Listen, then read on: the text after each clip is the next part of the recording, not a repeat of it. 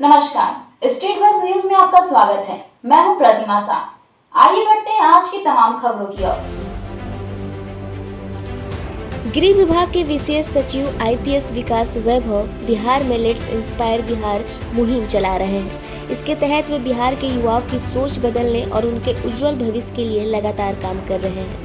वो 2003 बैच के बिहार कैडर के आईपीएस अधिकारी हैं। वर्तमान में बिहार सरकार के गृह विभाग में विशेष सचिव के पद पर हैं। राज्य सरकार की दी गई महत्वपूर्ण जिम्मेदारियों को वो बखूबी निभा रहे हैं। उन्होंने कैमूर में हुए कार्यक्रम के बाद वापस लौटते हुए औरंगाबाद में पत्रकारों को बताया कि बिहार का स्वर्णिम इतिहास रहा है। हम उसी इतिहास को वापस लाने का काम करना चाहते हैं। उन्होंने कहा कि जिस समय यहाँ सड़क नहीं थी, टेक्नोलॉजी नहीं थी, कम्युनिकेशन नहीं था, उस समय क्या ऊर्जा रही होगी, क्या विजन रहा होगा, जिसने अखंड भारत के साम्राज्य को स्थापित कर दिया।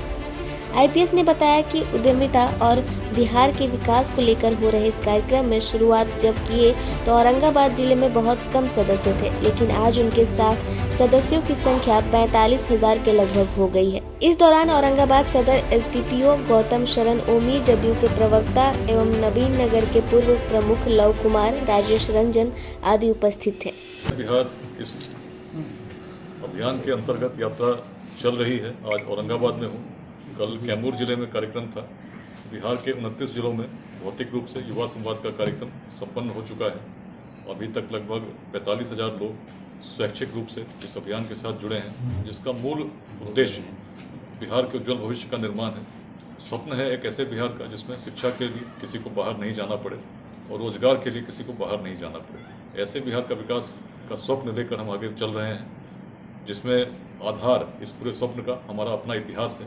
क्योंकि जब मार्ग नहीं थे आज की भांति, प्रौद्योगिकी नहीं थी इतनी विकसित और न सूचना के तंत्र इतने विकसित थे, तब भी हमारे पूर्वजों में वह दृष्टि थी, वह शक्ति थी, वह सामर्थ्य था कि व्यक्ति को व्यक्ति से जोड़ना जानते थे।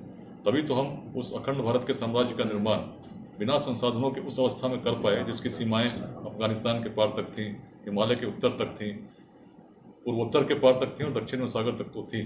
क्या सामर्थ्य था, क्या दृष्टि थी? यदि इस पर चिंतन करते हैं तो हम पाते हैं बिहार की भूमि प्राचीन काल से ही वैचारिक रूप से अग्रणी रही है। इस भूमि ने वेदांत के उत्कर्ष को देखा, जो वैदिक ज्ञान का परम उत्कर्ष था।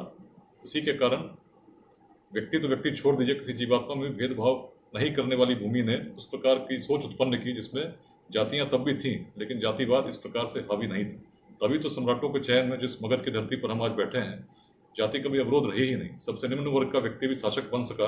प्राचीन भारत में ऐसी अवधारणा कहीं और देखने को नहीं मिलती। तभी तो नंद वंश का उदय हुआ और तभी तो आचार्य चाणक्य भी जब चले तो उनके द्वारा जब चंद्रगुप्त का चयन किया गया तो केवल सामर्थ्य के आधार पर एक युवक के रूप में चयन किया गया। जब सामर्थ्य को लेकर आगे बढ़े तो अखंड भारत के साम्राज्य का निर्माण हुआ। उस वैचारिक दृष्टि को पुनः स्थापित करने की आवश्यकता है, जिसमें व्यक्ति को व्यक्ति से हम जोड़ना सीखें, तोड़ने की बात नहीं सोचें। संघर्ष में यदि हम अपनी ऊर्जा लगाएंगे तो सही ऊर्जा सही दिशा में नहीं लग पाएगी। और विकास की बात यदि करते हैं, बिहार को जब हम देखते हैं, पाते हैं प्राचीन काल जब कुछ नहीं था तब तो हम भारत का नेतृत्व कर रहे थे, उस भारत का कर रहे थे। ऐसे विश्वविद्यालय स्थापित कर पा रहे थे जिसमें पूरे विश्व भर से लोग पढ़ने आते थे। उद्यमिता ऐसी थी कि हमारे अंदर इतनी प्रेरणा थी कि पूरे विश्व भर के लोग प्रेरित होकर जाते थे। और वियतनाम के लोगों ने तो अपने देश का नाम चंपा रख दिया, जो बिहार का एक नगर था जिसको बौद्ध ग्रंथ प्रथम नगर कहते हैं। आज यदि हम पाते हैं श्रृंखला में राज्यों में बिहार पिछड़ता है, बहुत सारे कारणों से हम चिंतित होते हैं। चिंतित होने से समस्याएं नहीं सुलझेंगी, चिंतन करना होगा।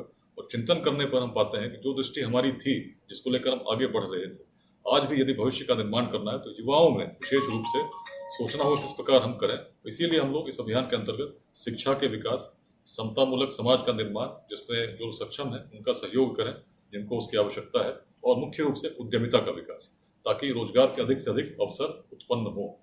कितना भी हम चाहें, यदि कोई व्यक्ति चाहे कि हर व्यक्ति को सरकारी नौकरी मिल जाए, कोई भी आ जाए, कोई भी कुछ कह सके, संभव नहीं है कि हर व्यक्ति को सरकारी नौकरी मिल सके। उद्यमिता का विकास हर स्तर पर हो ताकि उद्योग स्थापित हो। उद्योगों से ही बिहार का विकास संभव है, लेकिन उद्योग स्थापित तब होंगे जब उद्यमिता का विकास हर स्तर पर होगा। विद्यालय में होगा, महाविद्यालय में होगा, प्रखंड में होगा, जिले में होगा। और ऐसे मेंटर्स हम लोग हर जिले में तैयार कर सकें, हर प्रखंड में तैयार कर सकें, जो उन लोगों को मार्गदर्शन कर सकें जो उद्योग स्थापित करना चाहते हैं। सरकार की अनेक नीतियां हैं, लेकिन जिसके बारे में हमारे युवा जानते नहीं। तो ये एक विकल्प है कि हम उद्योग स्थापित कर सकते हैं, दूसरों को भी रोजगार दे सकते हैं। इसके लिए हम लोग बहुत प्रयास कर रहे हैं। नई दिल्ली में हम लोगों ने बिहार उद्यमिता सम्मेलन किया था पिछले वर्ष 25 दिसंबर 2021 को, लोगों ने पूछा बिहार का कार्यक्रम दिल्ली में क्यों, तो उस समय भी मैंने तब भी कहा था, अब क्यों भूल जाता कि एक समय ऐसा था जब बिहार के कार्यक्रम काबुल में भी हुआ करते थे। सोच बड़ी रही, हमारे पूर्वजों की सोच बड़ी थी, तभी तो हम अफगानिस्तान के पार तक सोच पा रहे हैं। आज भी उस सोच को लेकर चलेंगे तो उसकी संभावनाएं असीम है।